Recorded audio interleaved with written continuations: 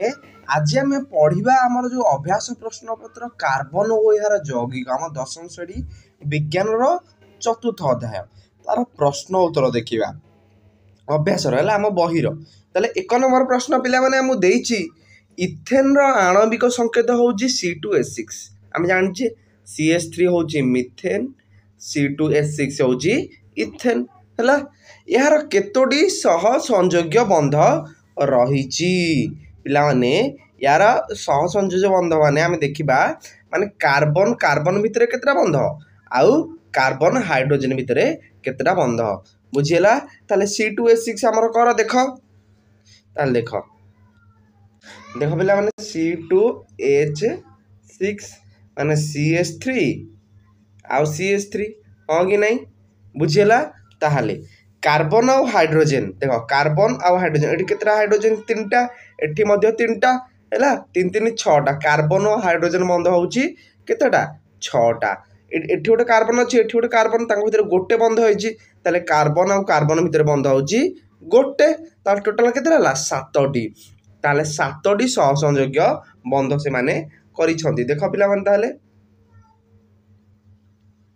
बुझीला तो पिला माने ताले 7टी CH बंध से माने करी छंती तापर 2 नंबर पिला माने हम जिबा देइछि हमकु ब्यूटानन रे थिबा सक्रिय ग्रुप टी कोन पिला माने ब्यूटानन माने चारि गोटी कोन थिबो कार्बन 4टी थिबो हैला नॉन लागिछि डबल बॉन्ड O थिबो हां कि नहीं ताहले पिला माने एटा को ग्रुप RCOR को ग्रुप ये हूँ गोटे कीटोन ग्रुप बुझीला यार फॉर्मूला मन रखियो कीटोन रहला RCOR बुझीला कार्बोसिलिक एसिड रो कोन COOH कार्बोसिलिक एसिड आल्डिहाइड रे कोन CHO कीटोन रहला एटा आ अल्कोहल हला ROH बुझीला ताले यार आंसर हे हमर कीटोन तापर 3 नंबर पिलान देखिबा रोसई कला बेले जदि रंधा पात्र तलपटरे बहिर्भाग कला पड़ जाए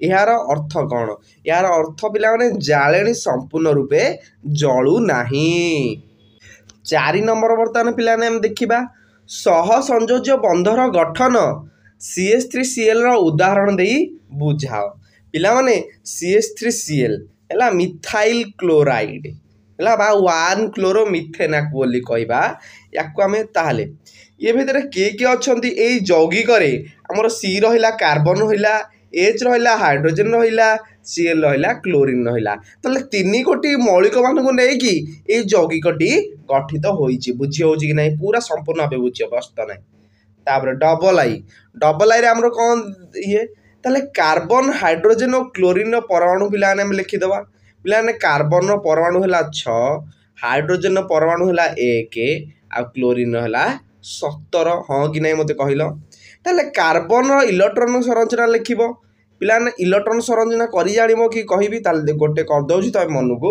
करिवो शिखिले मन को करि जानिबो ताले देख पिला माने कार्बन इलेक्ट्रॉन संरचना ताले कार्बन इलेक्ट्रॉन केते कार्बन का मौलिक संख्या मन रखिबो 6 बुझिला हमर 4 गोटी कक्ष अछि पिला माने K shell L shell M shell N shell बुझिला 4 गोटी कक्ष पिला माने के सेल रो मौलिक धारण करे 2 एल रो 8 बुझिला ताले के कार्बन केते अछि 6 ताले के सेल को गला 2टी आ केतेटी बोलला आ रहला 6टा 2टा गला आ 4टा हैला एठी ताले एठी संपूर्ण फिलअप हेई पारुनी एठी 8टा हले जाय कि नेक्स्ट घर को जीवो एम सेल को जीवो ताले 4 एठी रहला ताले के रे 2 एल रे 4 देखिलो पिला माने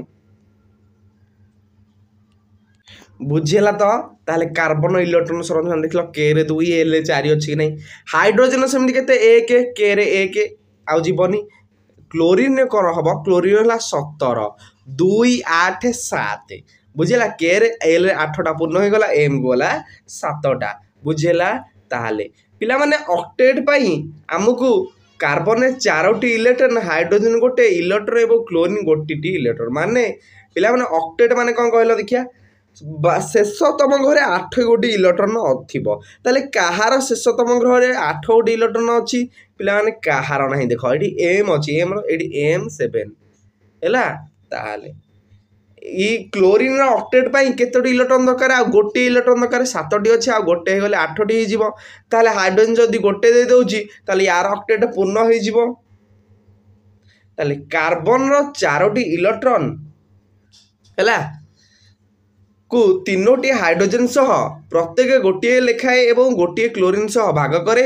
ତେଣୁ କାର୍ବନ ତାର 4ଟି ଇଲେକ୍ଟ୍ରନ୍ 3ଟି ଇଲେକ୍ଟ୍ରନ୍ 3ଟି ହାଇଡ୍ରୋଜେନ ଓ ଗୋଟିଏ ଇଲେକ୍ଟ୍ରନରେ କ୍ଲୋରିନ୍ ମାନେ CH3CL ବୁଝିହେଲା। କାର୍ବନ ଯୋଉ 4ଟି ଇଲେକ୍ଟ୍ରନ୍ ସେ 3ଟି ଇଲେକ୍ଟ୍ରନ୍ କାହାକୁ ଦେଲା ହାଇଡ୍ରୋଜେନକୁ ଦେଲା ହେଲା ଏଇଟା ଏ ପଏଣ୍ଟଟା ଆଉ ଗୋଟେ ଦେଲା କାହାକୁ କ୍ଲୋରିନ୍କୁ ଦେଲା ବୁଝିହେଲା। ତାକୁ ସହ ଭାଜନ କରି ଏଠି ଆମର ବନ୍ଧ ଗଠନ କଲେ ବୁଝିହେଲା। ଦେଖ କାର୍ବନ 3ଟି ଦେଇଛି କ୍ଲୋରିନ୍ ଦେଇଛି। ପିଲାମାନେ এই স্ট্রকচর তুমি করিপারিব কি নাই মতে খালি কহিদিও স্ট্রকচর তুমি করিপারি এইথরে হি মার্ক এইথরে গোটে কোশ্চিন আউছি 3 মার্কর কোশ্চিন বহুত বহুত ইম্পর্টান্ট কোশ্চিন। তাহলে CH3Cl পিলামানে বুঝিলে আকু স্ট্রকচর কেন করিয়া দেখিল পিলামানে কার্বন মঝিরে রহিলা তাহলে মঝিরে গোটে গোল বুলাই দেল ହେଲା। ହାଇଡ୍ରୋଜେନ ପରମାଣୁ ସଂଖ୍ୟା କେତେ ଗୋଟେ ହେଲା। ପୁଣି ଏଠି ହାଇଡ୍ରୋଜେନ ଏଠି ଆମର Cl ହେଲା। Cl ଗୋଟେ ଗୋଲ ବୁଲ Cl ର ବାହ୍ୟତମ କକ୍ଷରେ କେତୋଟି ଇଲେକ୍ଟ୍ରନ୍ ଅଛି 2 8 7 ତାହେଲେ ଏଠି 7ଟି କ'ଣ ଦବ ଡଟ୍ ଦବ 4 6 7 ବୁଝିହେଲା। 7ଟି ଡଟ୍ ଦେଲ ହେଲା। ଆଉ ଗୋଟେ ଇଲେକ୍ଟ୍ରନ୍ ଦରକାର ଛକି ମାରିବ ଏଠି ହାଇଡ୍ରୋଜେନ ଗୋଟେ ଛକି ଗୋଲ ବୁଲେଇ ଦବ ଆଉ ସଇଲା ଆଉ ବୁଝିହେଲା। ସ୍ଟ୍ରକ୍ଚର ଏମିତି କିଛି ନାହିଁ। ତାପରେ ଆଉ ଗୋଟେ ପଏଣ୍ଟ ଆମର କହୁଛି ଫଳରେ କାର୍ବନ ନିକଟତମ ନିଷ୍କ୍ରିୟ ଗ୍ୟାସ୍ ହେଉଛି ନିଅନ ସଂରଚନା ଧାରଣ କରେ। ହାଇଡ୍ରୋଜେନ ନିକଟତମ ଗ୍ୟାସ୍ ହେଉଛି ହିଲିୟମ। ତାହେଲେ ସଂରଚନା ଆର୍ଗନ ପିଲାମାନେ এই CH କେମିତି ସଂଯୋଜନ ମାନେ ପିଲାମାନେ କାହାର ସବୁବେଳେ ଅଷ୍ଟକପୂର୍ଣ୍ଣ ହୋଇଥାଏ ହେଲା ହିଲିୟମ ନିଅନ ଆର୍ଗନ କ୍ରିପ୍ଟନ ଜେନନ ରାଡନ ଯେଉଁଗୁରା ସବୁ ନିଷ୍କ୍ରିୟ ଗ୍ୟାସ୍। ହିଲିୟମର କେତେ ପିଲାମାନେ ହିଲିୟମର ବାହ୍ୟତମ କକ୍ଷରେ 2ଟି ଅଛି ହେଲା। 2 କେସ୍ ହେଲେ 2ଟି ଫିଲଅପ ହେଇଗଲା କି ନାହିଁ ହିଲିୟମ ହେଲା।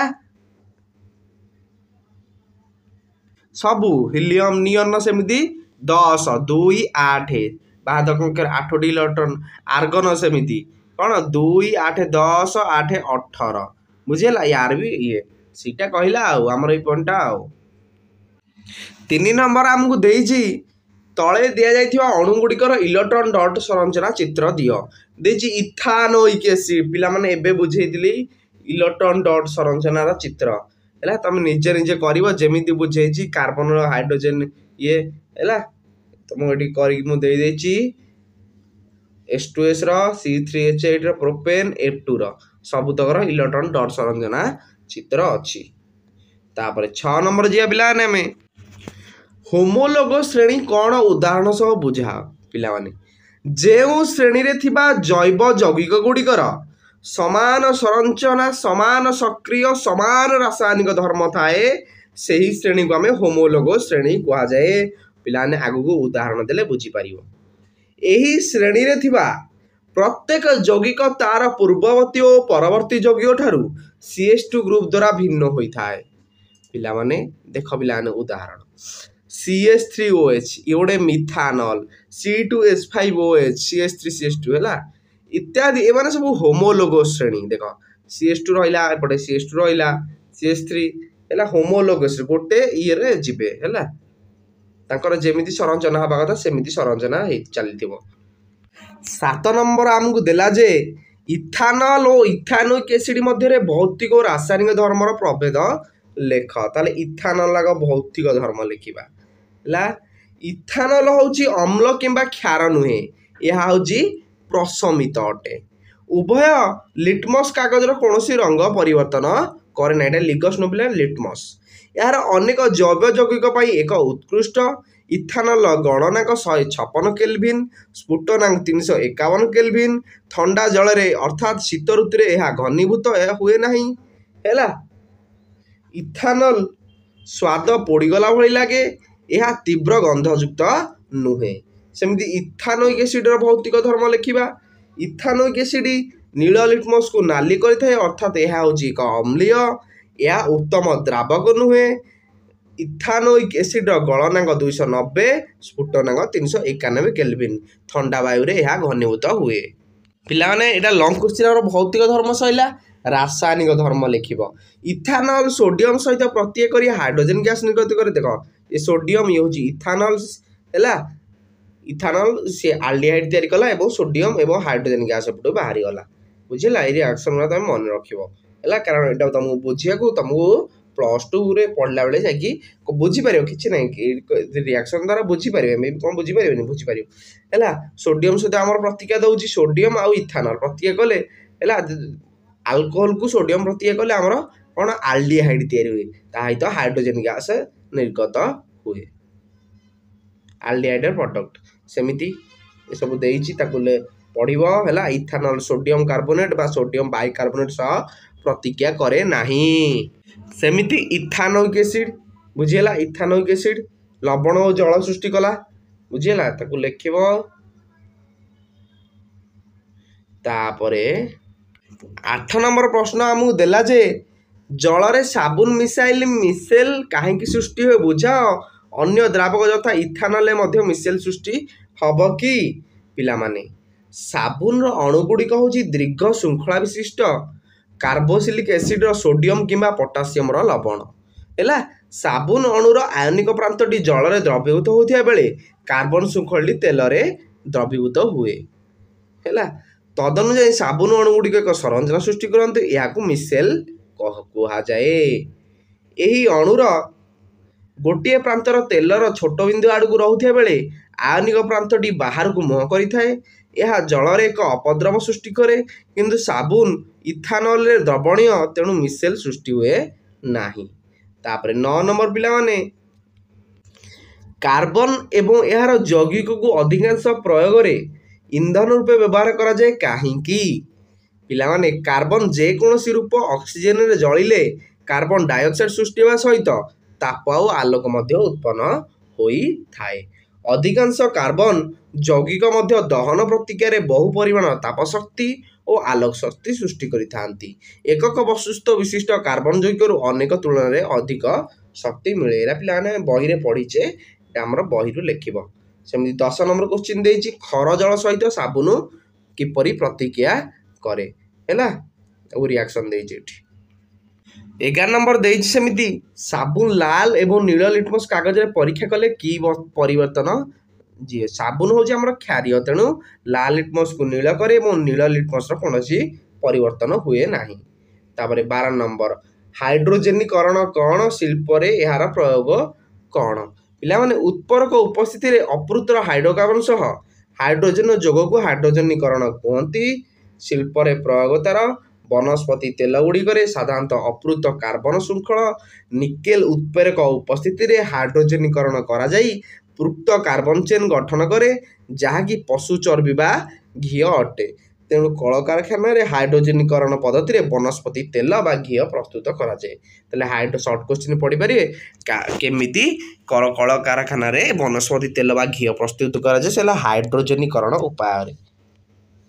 13 ନମ୍ବର ଦେଲା ଯେ ନିମ୍ନରେ ଦିଆଯାଇଥିବା ହାଇଡ୍ରୋକାର୍ବନ ମଧ୍ୟରୁ କେଉଁଗୁଡ଼ିକ ଯୋଗ ପ୍ରତିକ୍ରିୟା ଦିଅନ୍ତି ହେଲା। ଯୋଗ ପ୍ରତିକ୍ରିୟା ପିଲାମାନେ ଏଇଟା ଆମର C3H6 ଆଉ C2H2 ଦେବେ ହେଲା, କାରଣ ଏଇଟା ସବୁ ଡବଲ ବଣ୍ଡ ଏମାନେ ହେଇଛନ୍ତି ହେଲା। ଏରା ସବୁ ସିଙ୍ଗିଲ ବଣ୍ଡ ହେଲା CH4 ସିଙ୍ଗିଲ ବଣ୍ଡ ଯୋଗ ପ୍ରତିକ୍ରିୟା ଦେବେନି, ଡବଲ ବଣ୍ଡ ଯୋଗ ପ୍ରତିକ୍ରିୟା ଦେବେ। ତାପରେ 14 ନମ୍ବର ଦେଇଛି ଆମକୁ ଲହୁଣୀ ଏବଂ ରୋଷେଇ ପାଇଁ ବ୍ୟବହୃତ ତେଲ ମଧ୍ୟରେ ରାସାୟନିକ ଧର୍ମର ପ୍ରଭେଦ ନିର୍ଣ୍ଣୟ କରିବାକୁ ଏକ ପରୀକ୍ଷା ଦର୍ଶାଅ। ପିଲାମାନେ ଲହୁଣୀ ପୃକ୍ତ ହାଇଡ୍ରୋକାର୍ବନ ଅଟେ।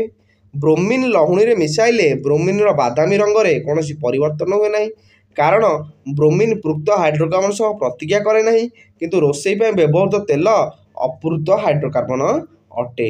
ବ୍ରୋମିନ କିଛି ଯଦି ଅପୃତ ହାଇଡ୍ରୋକାର୍ବନରେ ବୁନ୍ଦା ମିଶାଇବା, ସେ ବାଦାମୀ ରଙ୍ଗର ବର୍ଣ୍ଣହୀନ ହୋଇଯାଇଥାଏ।